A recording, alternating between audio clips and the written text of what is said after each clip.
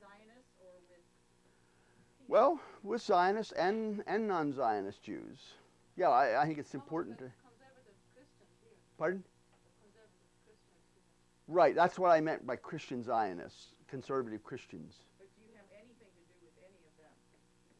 Can they be talked to or with? Everybody can be talked to. I refuse to give up on anybody. Even George Bush? Even George Bush. I would like to sit and have a talk with him. Yes. Did you try this? No. Well, I've never tried to talk to George Bush. I haven't felt any personal leading to do that. I'm open to doing it. You have a great experience living in Hebron for 5 years. I think you should try. We have occasionally gone to Congress people and gone to the State Department in Washington, D.C. Although CPT, let me say this about CPT, we don't work from the top down. We work at the bottom. And by engaging in actions on the street at the bottom with shepherds, we raise the issues that the leaders at the top can't ignore. I don't have any doubt but that Ariel Sharon knows about CPT and what we're doing. He can't ignore the issues that we are raising. Well, that's why they stopped you. So that's the way we do it.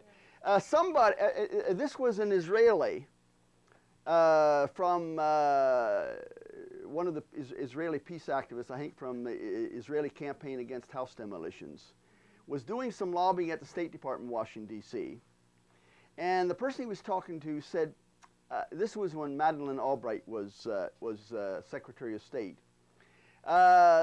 This officer said to this Israeli, could you answer a question for me? Why is it that Madeleine Albright gets more letters about house demolitions in Palestine than any other subject? I know the answer to that.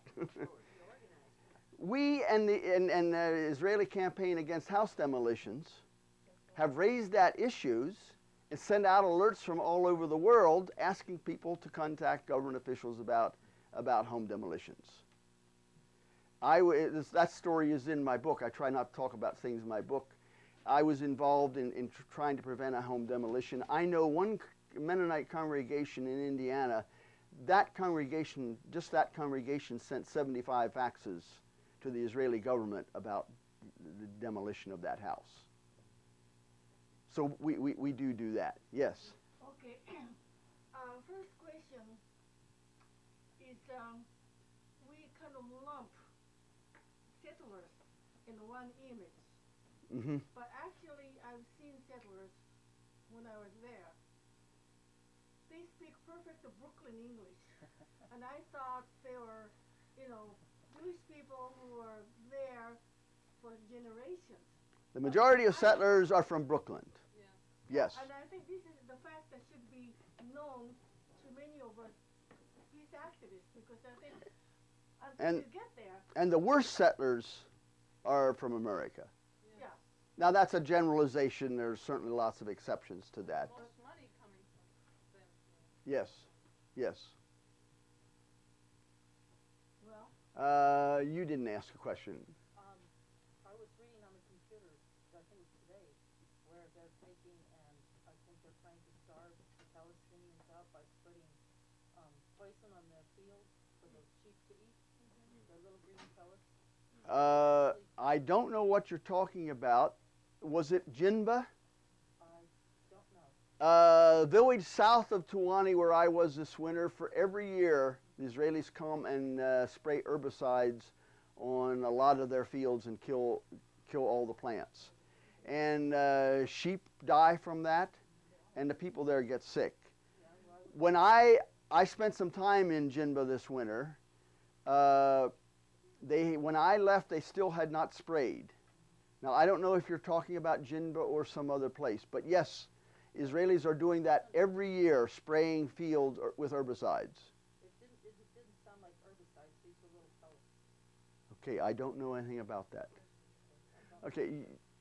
Well, yeah, I was there just 3 days ago, and I saw the situation first. I'm from there actually, and the thing is that people are in really desperate there. I mean, the political process is at a deadlock.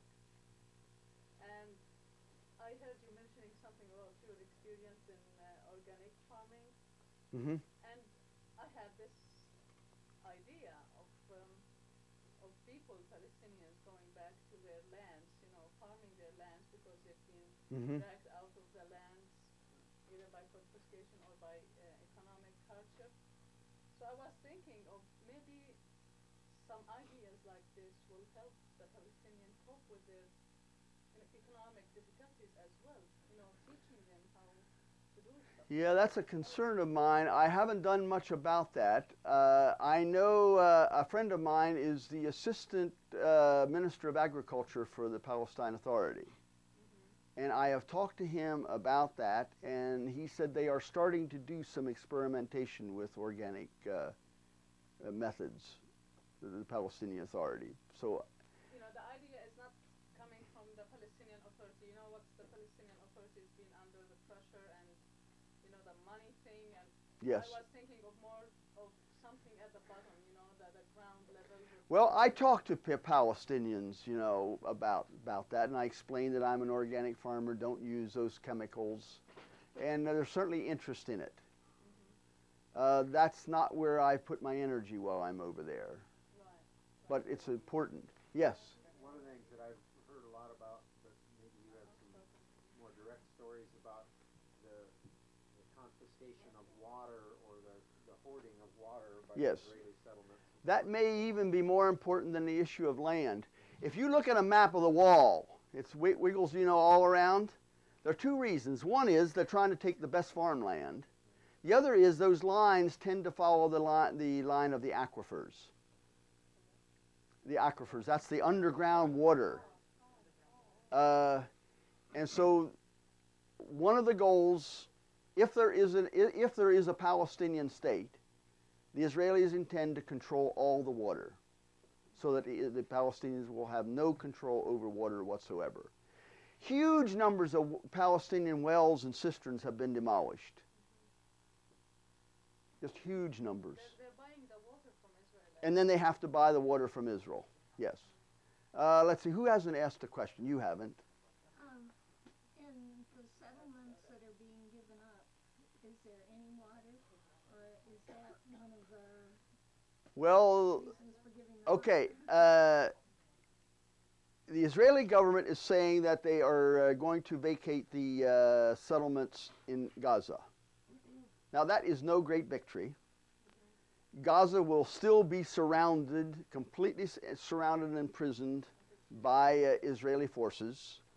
Israelis are giving up a tiny bit of land there, which is unimportant to Israel and is just a pain for them.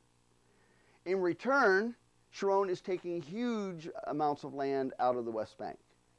See, biblically, Gaza has no importance to Jews. The West Bank has tremendous importance. Most of the stories of the Bible are from the West Bank, from the Jewish scriptures.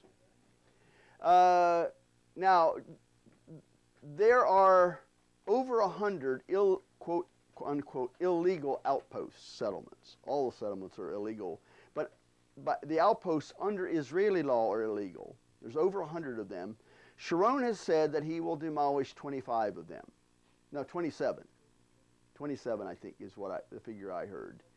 These are small, insignificant places. You know, I would be happy if they are vacated.